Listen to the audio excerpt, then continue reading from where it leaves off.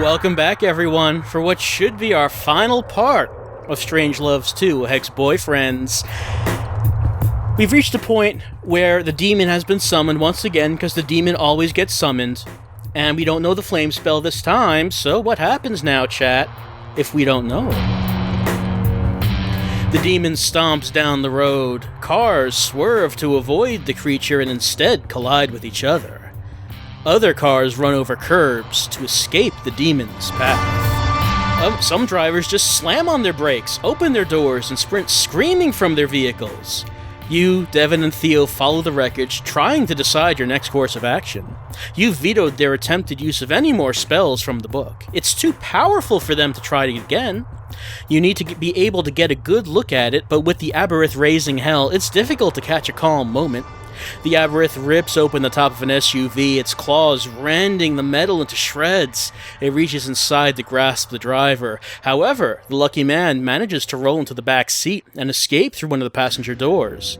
The Aberith grabs a handful of driver's seat and rips it up, bringing it to its nose and snuffling.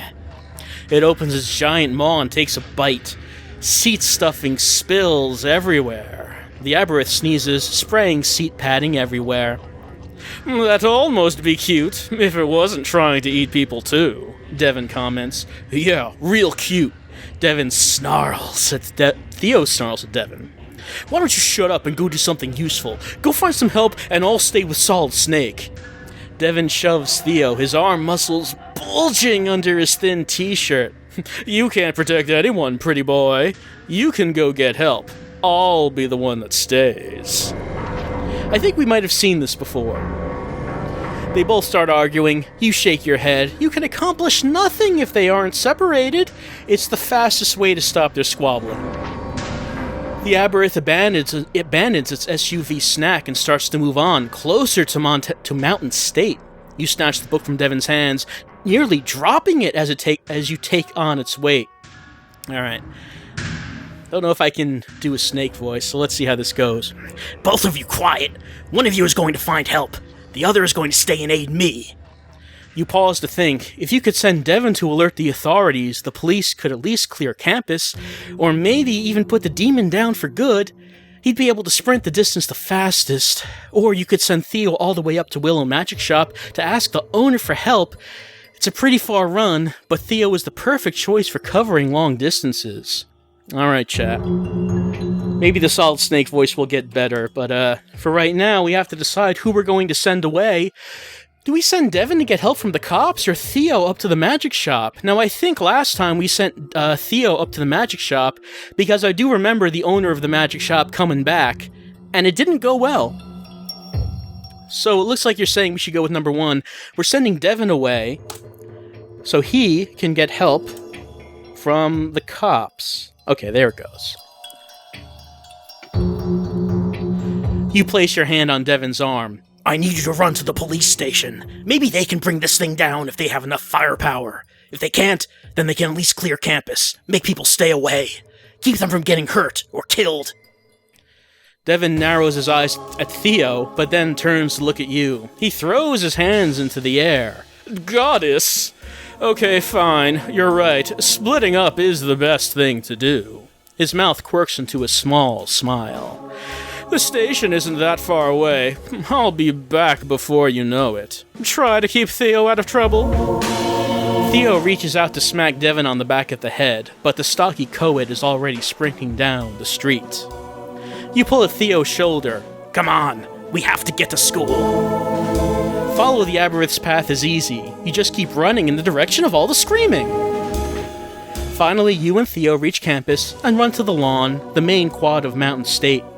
The wide expanse of grass would normally be filled with kids taking a break from class. However, people are standing and staring, pointing at the beast that has invaded campus. The Aberith has stopped for a moment, pausing to scratch its back against a tree trunk, the way a bear would. You motion to Theo to a nearby bench and sit down. You try to catch your breath as you pull the spell tome out of your backpack. Its weight bears down on your lap, pressing into your legs. Theo's low curse causes you to look up. A lone student has wandered too close to the Aberith's field of vision.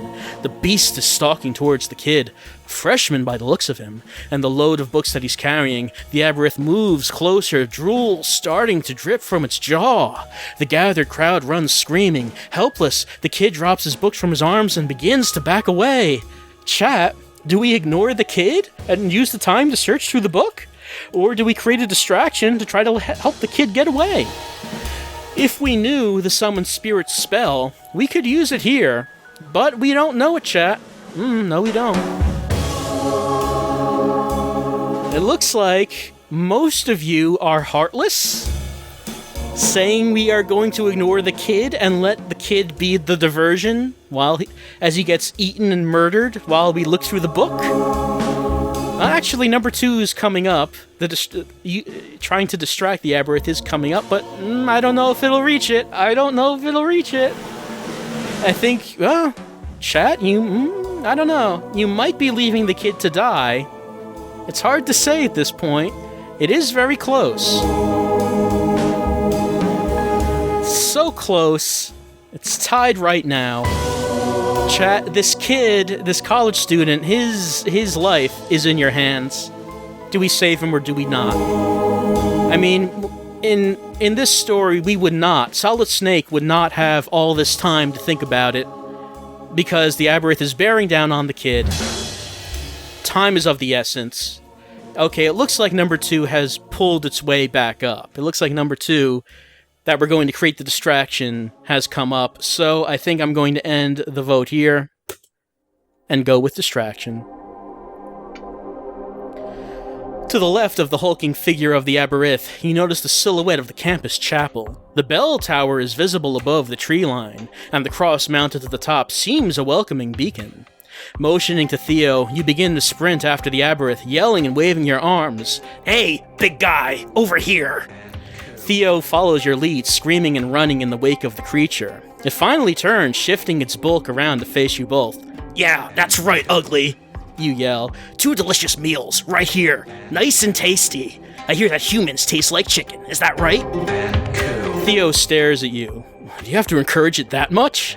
You grin. "It probably has no idea what language we're speaking, so how would it know what I'm saying?" The Aberith starts to stalk towards you. It shakes its ram's head, claws at its scaled body, and bellows at you. "I guess the language barrier isn't a problem," Theo says. You both run as the Aberith starts to charge. Sprinting as fast as you can, you and Theo skid around various buildings, but the Aberith is rapidly gaining ground. You could see the campus chapel 100 yards in the distance, its pointed architecture rising above all other buildings. You put on a burst of speed and hope that its front doors are open. After a moment, you chance to look over your shoulder. The Aberith is no longer following you. It stopped about 20 yards out from the chapel, pacing back and forth, howling. It reaches down and claws at the soil, flinging clods of earth in your direction. You slow down, then stop. Theo stops beside you. "I don't know who's saying that." "Okay, looks like our demon isn't a churchgoer," Theo says. "We need to get in there and find help before some other unlucky bastard wanders across its path," you tell him. You both sprint up the concrete steps to the brick building. You yank on the brass handles of the double doors, but they're locked. You and Theo start pounding and shouting on the thick oak entrance. Just as you're about to give up, the doors are yanked wide open.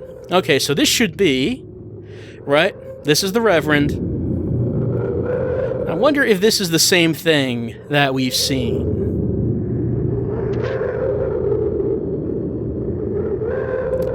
No, yeah, this is different. Okay, this is different. The man who throws wide the double doors is dressed in the minister's black robes with a white stole around his neck, embroidered with a cross on one end and a dove on the other. He's bald, but has a thick brown beard covering his entire jaw, giving him the look of a lumberjack moonlighting as a pastor. "Why are you making a racket? Locked doors don't mean anything to you. The chapel is closed." The man moves to slam the door shut, but Theo sticks his foot against the bottom of the left door, jamming it open. Are you sure you're going to shut your doors on us in our time of need, Reverend?" you ask. You jerk your thumb back over your shoulder. Narrowing his eyes at you, the pastor opens the doors and squints past you and Theo. His eyes widen as he spots the Aberith, bellowing and tearing chunks of earth from the ground. He steps back over the threshold of the chapel and beckons you both inside, then slams the doors. "I'm Solid Snake, and this is Theo," you say. Yes, I'm Reverend Booker. You both better start explaining to me how this happened."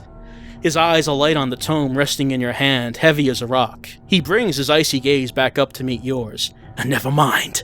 I know this particular grimoire you carry." "You do?" you ask. "That's odd, you being a man of God and all." "I'm familiar with most religions, not just my own, thank you," Booker says. "But this that you hold, this is the blackest of magic. Give me the book." You reluctantly hand him the slim volume. "I assume you know what you summoned?" "It's called an aberrith." Booker licks one finger and begins to flip through the thin, crackling pages of the spell tome. Yes, a most fearsome beast with a love of human flesh. You couldn't have accidentally summoned a worse being from this book if you had tried." He pauses. "Unless you were trying. This was an accident, yes?" "It was, Father." "Reverend, please. I'm not Catholic." Booker flips the book around to display a section to you and Theo. "I'll assume in your haste to find a solution, you missed these incantations under a different section of the bestiary. You have 3 options. Destroy the beast, send it back from the void when you summoned it in your infinite wisdom, or bind it to you. The last option is the one I would not recommend. Binding is dangerous, but if you're the kind of fools that meddle with black magic when they don't fully know what you're doing," Booker shrugs, "then you deserve the consequences of your actions." What will you decide? Okay, chat. Booker says that one of these 3 things will work. Either destroying the aberrith, if we're going to banish the creature to the nether realms, or do we want to bind the demon to us, which I guess that would become our slave? I guess that's what they're saying. You want a bookmark here? We could put a bookmark here. Okay, it looks like you're saying that you want to bind the creature, even though Booker is saying we shouldn't do that, chat. He says it's a bad idea, but you're gonna do it anyway. Alright. "This might be the only chance I have to test my control against the will of a demon this powerful," you say. "Yes, I can tell that's been going swimmingly so far," Booker says. "But if this is what you want to try, I won't dissuade you." Theo grabs your arm. "This is a terrible idea. Booker is right. Nothing's been going our way. What happens if you can't control it?"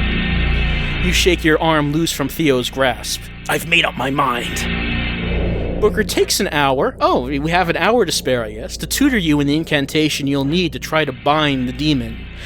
After, he retreats to his office and comes back with a strange, thin, dark staff made up of a shiny black material. "This staff isn't carved entirely from obsidian," he says, "so try not to slam it against anything. Very fragile stuff, obsidian, and expensive." "I'm glad to see that you care more about your..." Oh, that's Theo. "I'm glad to see that you care more about your investment than Solid Snake's life," Theo growls. "Enough," Booker says, waving one hand at Theo. "Outside. It's time to begin." You follow Booker out of the chapel and down the church steps. The aberrith bellows upon seeing you with the holy man. Giving you a gentle shove onto the grass, Booker waves you forward. "It will not approach. It fears the power I've imbued around the chapel." He motions for you to begin. Holding the staff in your right hand and the heavy spell tome in your left, you focus your will. You feel the power build within you like a rising tide, then begin the incantation. Alright, now here's a strange thing. If we get possessed by the spirit of the tooth, for some reason the story thinks we do not have the tooth, even though it clearly said in that scene that we put the tooth in our backpack. It said that, yet we don't have the tooth.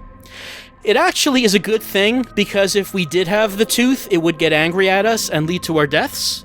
So it's actually good that we don't have it. However, I don't understand why it thinks we don't have it. And why, if the spirit does not like that, well, the spirit's in our head. It doesn't seem to be doing anything right now. So we'll just say we do not. As you focus on the magical force within you and continue to chant, you feel tendrils of power snake out towards the aberrith. The beast is screaming, and you feel the ground shake. Chancing to look up, you see that shadowy chains are twisting their way across the demon's body. It roars and struggles, but as soon as you finish the chant, the chains are bound, unable to be broken. The Aberith has no choice to submit. It is bent to your will. Theo runs down the chapel steps and pulls you into a bear hug. It worked! I can't believe it! You place your hands around his neck and pull his head down for a kiss. Lips locked, he spins you around in a circle before placing you gently back onto the ground. This is amazing, you say, brushing your hands through your hair. What can I do with it? Is it like a dog? Theo says. Tell it to sit. You walk up close to the Aberith. The creature stinks of blood and meat. The smoky chains continue to swirl over its body, binding it completely to your will. Sit down, you say. The Aberith first bends down to one knee, then the other, then it sits back on its haunches. Theo grabs at his head. That's unbelievable! We have to hide him for now, until I figure out what to do with him, you say. After commanding the Aberith to wait in the nearby forest, you hope it doesn't disturb anyone living there. You've heard whispered rumors about vampire clans. You and Theo run into a harried Devin on his way to the student union. The cops thought he was crazy or drugged up, yelling about a demon on campus, and kept him in the station until they were able to do a drug test and a breathalyzer. Once a call to his doctor confirmed that there was no history of mental illness in his family, they let him go. You continue on in school and graduate without a problem. The Aberith proves to be useful for gaining a little clout in the Wiccan community. You allow local witches and warlocks to study it for a small, one-time fee. Many of the Wiccans are impressed that you managed to bind the beast and offer tutoring for many other lessons in black magic. After graduation, you and Theo decide to stay in Lily Valley and move in together. You use the Aberith to move all of your furniture to your new apartment rather than rent a U-Haul. The end. Well, chat. We got another Hex boyfriend. Yes, this time actually Hex husband. It was Theo instead of Devin. And we also got a slave demon, despite what Booker thought. He thought it was not going to work. We showed him. We showed him indeed. All those warnings were for nothing. I mean, what was he even worried about? That was no problem. Let's see. Let's just see what happens if we try these other things. Let's see. If we kill the demon, That's right, he gives you an onion. That's right. You see, as it turns out, Aberiths love onions. There's actually another path of the book that we could go through where we discover this, and we sedate the Aberith by feeding it onions. I think we can learn that in the library. So yeah, we offer it onions, and feed it onions, and then we kill it with the axe. Yep, that's what happens when we decide to kill it. And let's see. Okay, yep, this also ends with Theo and Solid Snake getting together. Oh, but actually Devin gets arrested. It says the local police chief says that the suspect came into the police station ranting about a demon loose on campus. The suspect was arrested and after an investigation, charged with murder, vandalism, and various other counts too numerous to list. So we're happy. Theo's happy. The demon's gone. Devin is arrested. And he is probably going to jail for life, if not getting the death sentence. And apparently we're not going to help him out. We're just going to leave him to rot, I guess. That's kind of messed up, honestly, Solid Snake and Theo. We really should do something to try to help him out.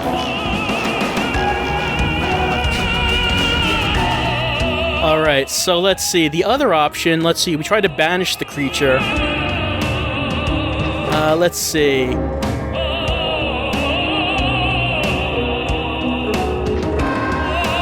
Yeah, we have crucifixes.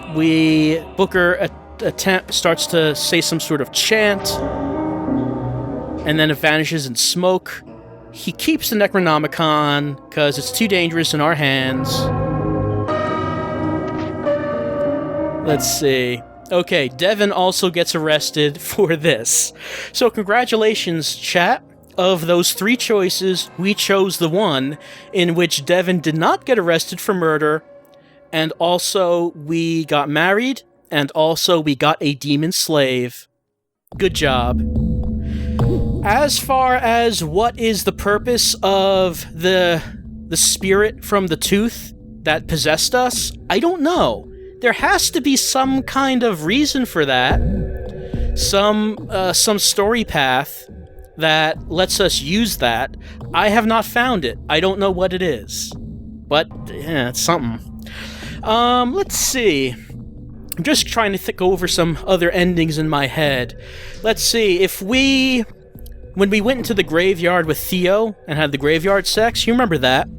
If we declined him, if we decided to leave the graveyard, then it turns out that Devin comes back to the graveyard, they raise the dead, and Theo and Devin are killed in the graveyard, and we read that in the newspaper, so that ending ends with them dying.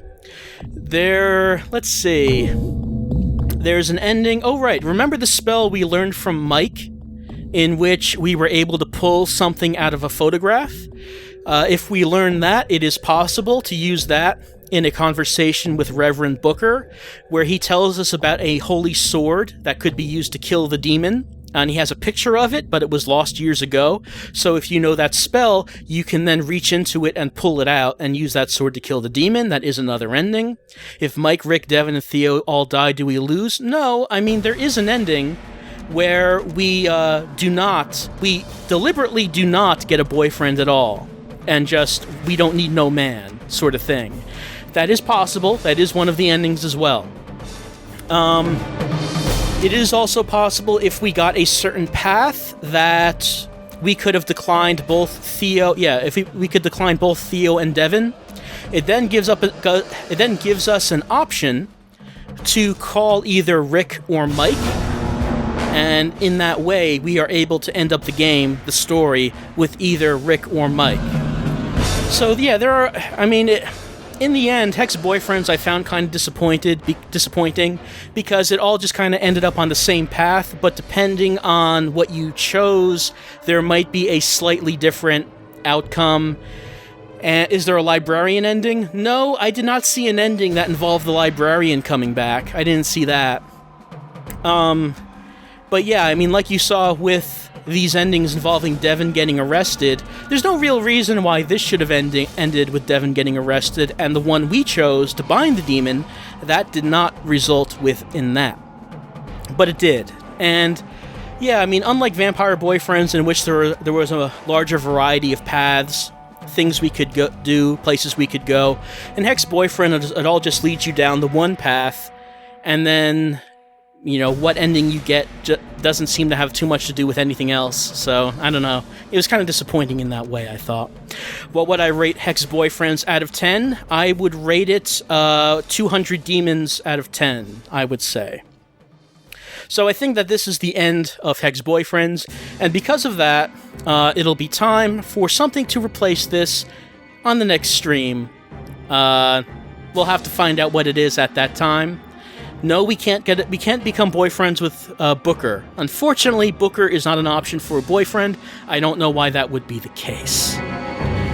So, we'll be coming back in a few minutes with more Dementium the Ward, because we love Dementium, fighting those zombie boyfriends, trying to find out what the conclusion of that story might be. We'll be back in a few minutes with more Dementium, but this is it for Hex Boyfriends, so let's just bask in the glory of Hex Boyfriends, Strangelove Hex Boyfriends, and know that we got 2 Hex Boyfriends.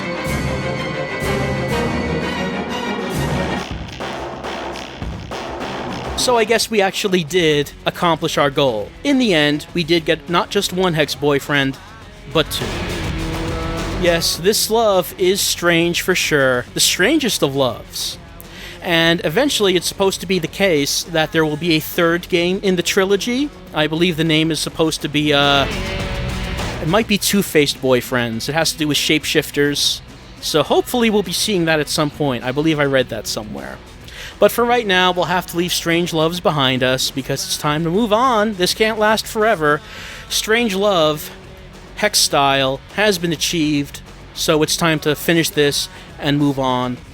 I'll see you back in a few minutes for some Dementium, and then next time we do a stream, we'll have something else to replace Hex Boyfriends. But for right now, see you in a few minutes.